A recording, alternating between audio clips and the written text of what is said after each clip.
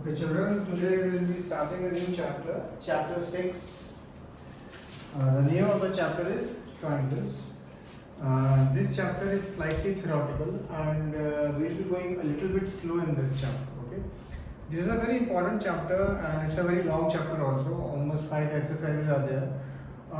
This chapter has a few advantages for you. One of the best advantages is that until last year you had to learn basically 5 pages of theory, 5 theorems basically, and out of these one theorem was always asked for 3 to 4 marks. Always मतलब always. पिछले 15 साल से वो जो 4 या वो जो 5 theorem थी उनमें से एक थ्योरम हमेशा ही पूछी जाती है. So obviously one of the things which we used to do whenever we were doing this chapter कि भाई जब ये 5 थ्योरम्स हमने एक बार देख ली and समझ ली, then I used to make them you will write them in front of me. And initially I used to give 20 minutes, then उसको हम कम करते जाते थे, 15 मिनट तक ले जाते थे and थोड़ा और कम कर देते थे. ये क्वेश्चन का एग्जाम में बहुत एडवांटेज होता है क्योंकि क्या होता है ना, जब एग्जाम में आप जाते हो तो एक ये वाला क्वेश्चन जो थ्योरम वाला क्वेश्चन है जो 3 या 4 मार्क्स का होता है, और एक वो रूट वाला क्वेश्चन है, वो जो prove root two be irrational वो वाला. ये दो क्वेश्चन ऐसे हैं जो आपको स्ट्रेट अवे 6 to 8 मार्क्स देंगे. And the best thing is ये 8 मार्क्स लेने के लिए आपको केवल 6 to 7 मिनट्स ही लगेंगे, बिकॉज ये आप इतनी बार लिख चुके होंगे अपने नोटबुक में, टेक्स्ट बुक में, कि आपको वो एकदम ABCD की तरह याद होगा. ओके, सो जैसा मैंने कहा लास्ट ईयर तक वो 5 थ्योरम्स होती थी, पर इस साल if you see the syllabus कि उन्होंने 2 theorems, if you see chapter 6 में जो पोर्शन कट किया है तो 2 थ्योरम उसमें कट हो गए, तो अब तो और भी अच्छा हो गया. अब तो इसका मतलब है कि 5 की जगह आपको मोर लेस 3 पेज ही बस लर्न करने हैं. 3 पेज में से एक क्वेश्चन गारंटेड है. ओके, अच्छा, अब एक चीज है, ये जो चैप्टर है ना, ये सिमिलैरिटी के बारे में, ठीक है. क्लास 9 में जो बच्चे मेरे साथ थे, हमने जब ट्रायंगल्स का चैप्टर किया था, हमने कॉन्ग्रुएंसी देखी थी. ठीक है, सबसे पहले एक सेकंड के लिए हम देखेंगे difference between congruency and similarity. Congruency का मतलब है कि सब चीजें इक्वल होती हैं तो वो कॉन्ग्रुएंट ट्रायंगल कहलाते हैं. फॉर एग्जांपल 9th में अगर सपोज हम ये देखते हैं ट्रायंगल ABC, ट्रायंगल PQR, अगर आप देखो AB equal to PQ, BC equal to QR, AC is equal to PR. Therefore by SSS we can say triangle ABC is congruent to triangle PQR, and क्योंकि triangle congruent है तो बाकी के बचे हुए सारे पार्ट्स भी इनके इक्वल, यानी angle A equal to angle P, angle C equal to angle R, angle B equal to angle Q. इस चैप्टर में कॉन्ग्रुएंसी नहीं करेंगे हम. जब आगे सम्स आएंगे तो हम सिमिलैरिटी क्या करेंगे. सिमिलैरिटी में हम रेशियोज देखते हैं. ठीक है, रेशियो मतलब फॉर एग्जांपल अगर आप यहाँ देखो, सपोज हमें इस सम को SSS से कॉन्ग्रुएंसी वाले से करते हम ऐसे लिखते थे AB equal to PQ, BC is equal to QR and AC equal to PR. ये ऐसे हम लिखते थे जब कॉन्ग्रुएंसी वाले सम करते थे. जब सिमिलैरिटी वाले सम करते तो रेशियो लिखा जाता है. जैसे गिवन है suppose AB upon PQ is equal to AC upon PR and BC upon QR. By chance आप देखोगे AB अपॉन PQ कितना है, 5/5 1, AC अपॉन PR भी 7/7 1, BC अपॉन QR 6/6, तो वो भी क्या हो गया 1. तो ये फिर हम लिखते हैं by SSS similarity triangle ABC similar to PQR. और कॉन्ग्रुएंसी का सिंबल और इसमें भी डिफरेंस है, इसका सिंबल बस ऐसा होता है. ठीक है, टेढ़ा S बेसिकली. अगर आपको याद हो कॉन्ग्रुएंसी का ऐसे हुआ करता था, नीचे की इक्वल टू. ओके, तो अब जब हम सिमिलैरिटी की बात कर रहे हैं,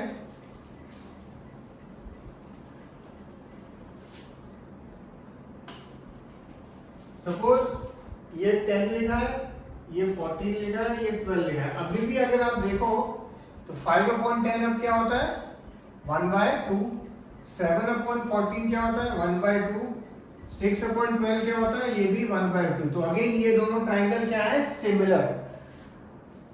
ऑल ये अब ये सिमिलर है पर ये कॉन्ग्रुएंट नहीं है, because AB equal to PQ नहीं है, AC इक्वल टू PR नहीं है, BC इक्वल टू QR नहीं है. तो एक चीज ध्यान रखिए, ऑल कॉन्ग्रुएंट ट्रायंगल्स या all congruent figures can be similar. ठीक है, but all similar figures need not be congruent, वो जरूरी नहीं है। जैसे ये एक सामने एग्जांपल है, ये दोनों फिगर हैं तो similar but they are not congruent. Okay, so अगर कोई दो फिगर कॉन्ग्रुएंट है तो सिमिलर भी होंगी, बट अगर कोई दो फिगर सिमिलर है it does not mean necessarily that they are congruent. मैं चाहता हूँ पेज 120 पे ना ये दो एक स्टेटमेंट है, ये जरा आप लोग लिखना है। पहला statement, two polygons of the same number of sides are similar if all the corresponding angles are equal. Second, all the corresponding sides are in the same ratio. ये पेज 120 पे लेकर ये जरा आप लोग लिख लेना। अब एक चीज देखो, सपोज एक स्क्वायर है ए बी सी डी, एक और स्क्वायर है पी क्यू आर है, स्क्वायर है, ठीक है। तो स्क्वायर के एंगल्स आपको मालूम है क्या होते हैं, 90। और सपोज ये एक स्क्वायर है 3 साइड का, तो सारी साइड 3, ये एक स्क्वायर है 7 साइड का। तो all the squares in the world are similar. अगर आप देखो जितने भी स्क्वायर दुनिया में होंगे वो सिमिलर होंगे। क्यों? एंगल तो ऑटोमेटिकली सारे इक्वल है, एंड साइड भी, क्योंकि अगर एक स्क्वायर की साइड 3 है, दूसरे की सपोज 7 है, तो ये रेशियो अगर आप देखो A B upon P Q 3/7, B C upon Q R 3/7, D C upon S R 3/7, A D upon P S भी 3/7। So all the squares in the world are similar also. Similarly, all the circles in the world are also similar. Similarly, all the equilateral triangles. अगर आप equilateral triangle देखो, equilateral triangle के angle आपको मालूम है क्या होते हैं 60। तो एंगल तो ऑटोमेटिकली तीनों इक्वल, और सपोज एक equilateral triangle 2 का साइड का, एक 7 का है, तो अगेन रेशियो अगर आप देखो 2/7, 2/7, 2/7. So all the equilateral triangles in the world are also similar. अब अगर आप 1 मिनट के लिए पेज 121 खोलें, एंड एक ये दो फिगर हम देखेंगे, पहले फिगर 6.5 एंड फिगर 6.6। आपको एक क्वेश्चन पूछता है क्या ये दो फिगर्स सिमिलर हैं। अब फिगर 6.5 अगर आप देखें तो अगर आप देखो ए बी 1.5 है, पी क्यू 3 है, यानी एग्जैक्ट डबल, यानी A B upon P Q क्या 1/2, बी सी 2.5 है, आर क्यू 5 है, अगेन 1/2, DC 2.4 है, RS 4.8 है, again ratio 1/2। Last side AD 2.1 है, तो SP 4.2, ये तीनों रेशियो से, चारों रेशियो इक्वल आ रहे हैं 1/2, 1/2, 1/2। और अगर हम एंगल भी देखें 85, 85, 70, 70, 105, 105, 100, 100, तो मतलब these two figures are similar. They are not congruent. Remember that they are similar.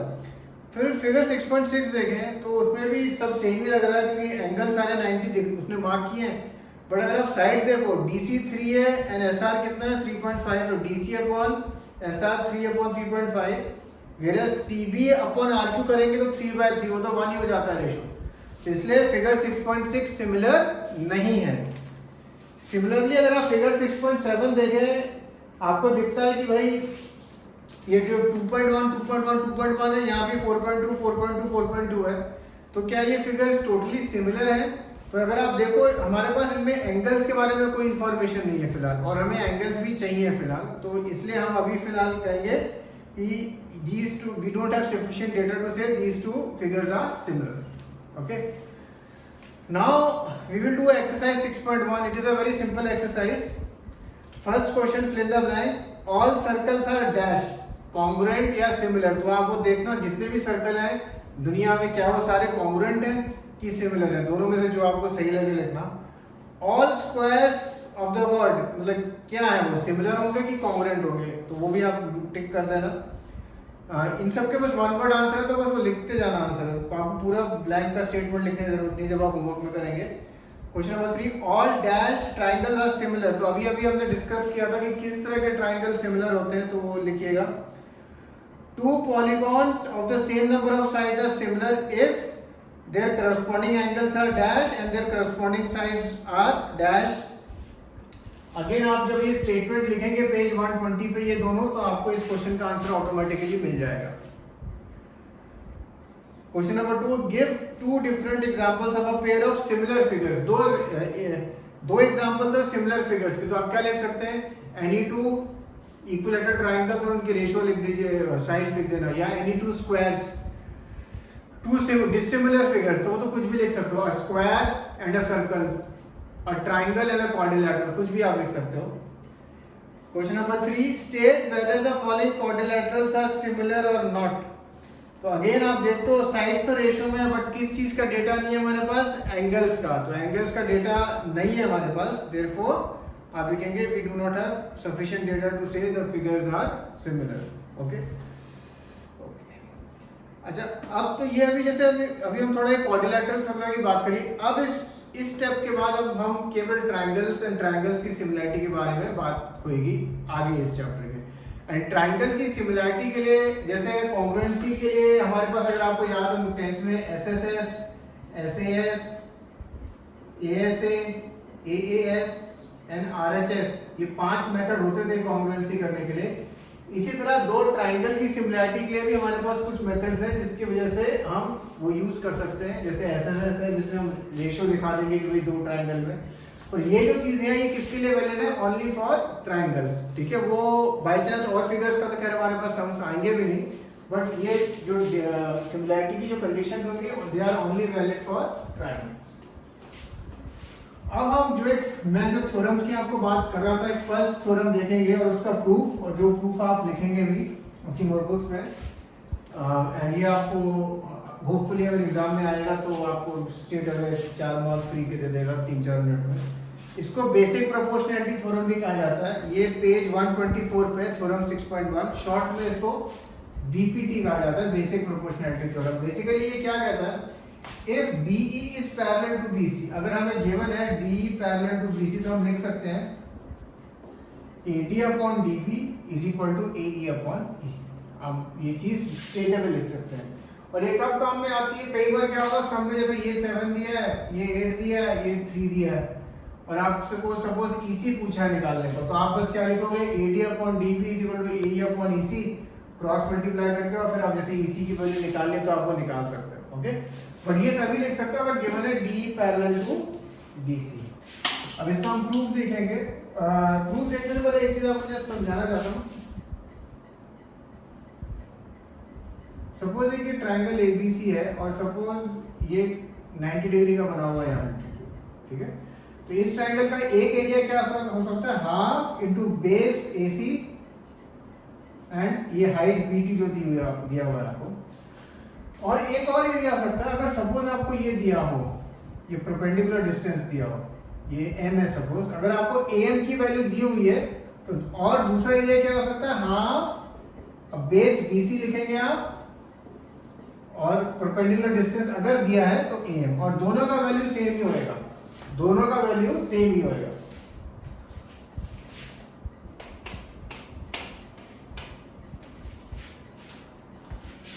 अब मैं चाहता हूं आप लोग खोलें पेज 124, थ्योरम 6.1, फिगर 6.10 आपको दी हुई है। एक ट्रायंगल ABC है और DE है, और आपको प्रूफ करना है AD upon DB is equal to AE upon EC। तो गिवन में आप क्या लिखेंगे, सबसे पहले वो जो लिखा हुआ है वहां पे, ट्रायंगल ABC गिवन है आपको, एंड जो आगे का एक सेंटेंस है, in which a line parallel to BC intersects the other two sides AB and AC at D and E। तो ये आपका गिवन है, तो इसको उसी फॉर्मेट में लिखते हैं जैसे हम 9th में लिखते थे। पहले आप गिवन लिखेंगे, फिर टू प्रूव काफी क्लियरली लिखा हुआ है, AD upon DB is equal to AE upon EC, ये आपका टू प्रूव आएगा। उसके बाद कंस्ट्रक्शन, जब आप स्टेप वाइज लिखते हैं एक फायदा यह होता है कि अगर सपोज 3 या 4 मार्क के लिए पूछेंगे तो आपको स्टेप्स के सीधा टीचर मार्क्स देना स्टार्ट कर देती है, और फिर फायदा क्या होता है, जस्ट इन केस होपफुली आप नहीं करेंगे, बट आगे अगर आपने कोई मिस्टेक की है तो आपको इन स्टेप्स के मार्क्स पूरे मिलेंगे। फिर कंस्ट्रक्शन आप लिखेंगे DM परपेंडिकुलर टू EN, ठीक है, उसमें परपेंडिकुलर लाइंस ड्रॉ करिए, and join BC and join BE and DC, ठीक है। तो join BE and CD and draw DM perpendicular to AC and EN perpendicular to AB। Okay, ये आपको लिखना है।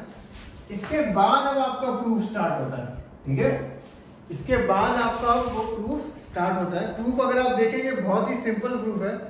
सबसे पहले वो ट्रायंगल ADE का एरिया लिखता है, half into AD into EN, half into base into height, फिर वो ट्राइंगल BDE का एरिया लिखता है half into DB and into EN। EN हालांकि ट्राइंगल के बाहर है, पर जैसे मैंने आपको अभी समझाया था कि अगर ट्राइंगल के बाहर भी होता है तो वो हम ले सकते हैं, तो उसने ये वाला जो लिया है एल्टीट्यूड। सिमिलरली ट्राइंगल AD का एक और एरिया हो सकता है, क्योंकि DM भी परपेंडिकुलर है, तो half into AE into DM। किसी भी ट्राइंगल में अगर आप देखो ये एल्टीट्यूड, एक ये एल्टीट्यूड और एक ये एल्टीट्यूड, 3 एल्टीट्यूड हो सकते हैं। तो हम चाहें अगर हमारे पास एल्टीट्यूड की वैल्यूज हैं, सपोज एक एरिया क्या हो सकता है half into BC into AQ हो सकता है, एक और एरिया क्या हो सकता है half into AC into BP, ठीक है। और सिमिलरली ये वाला भी हो सकता है, और सबकी वैल्यू सेम होगी बिकॉज एक ही ट्राइंगल की हम बात कर रहे हैं। तो इसलिए वो दोबारा एक और एरिया लिखता है ट्राइंगल ADE का half into AE into DM, and फिर ट्राइंगल DEC का भी एरिया लिखता है half into EC into DM। उसके बाद वो रेशो लेता है area of ADE upon area of BDE। जब वो रेशो लेता है EN कॉमन है तो वो कट हो जाता है। अगेन सेकंड में वो area of ADE and DEC लेता है, एरिया और ADE और DEC जब लेता है तो DM कट हो जाता है, तो उसको मिलता है AD अपॉन DB, यहाँ मिलता है सेकंड में उसको मिलता है AE upon EC।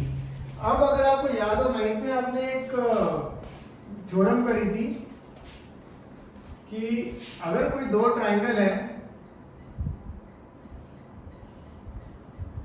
Suppose triangle ABC and DBC, if they have the same base and they are between the same parallels, तो area of ABC is equal to area of DBC। ये आपने 9th में किया था, और उसका आपको reason भी मालूम है, क्योंकि एरिया ऑफ ट्राइंगल क्या होता है बेसिकली, अगर आप देखो half into base into height यानी ये वाली हाइट जो पैरेलल लाइन के बीच की हाइट है। सिमिलरली अगर DBC का भी देखें, हाफ बेस तो वही है BC, और जो हाइट होती है बिटवीन पैरेलल लाइंस, जो perpendicular distance, it remains constant, तो ये दोनों वैल्यू सेम भी होती है। तो इसलिए area of ABC and DBC is equal. ये आपने 9th में इस तरह का थ्योरम पढ़ा है। तो बाय चांस ये चीज अगर हम देखें, note that triangle BDE and triangle DEC have the same base DE, D same base है, and they are between the same parallels BC and DE, BC और D के बीच में, देयरफॉर उनके एरिया क्या होंगे, इक्वल होंगे। वही चीज उसने लिखे, therefore area BDE is equal to area DEC। अब अगर आप ऊपर देखो, उसने पहले लिखा है area of ADE upon area of BDE is equal to AD upon DB। फिर उसने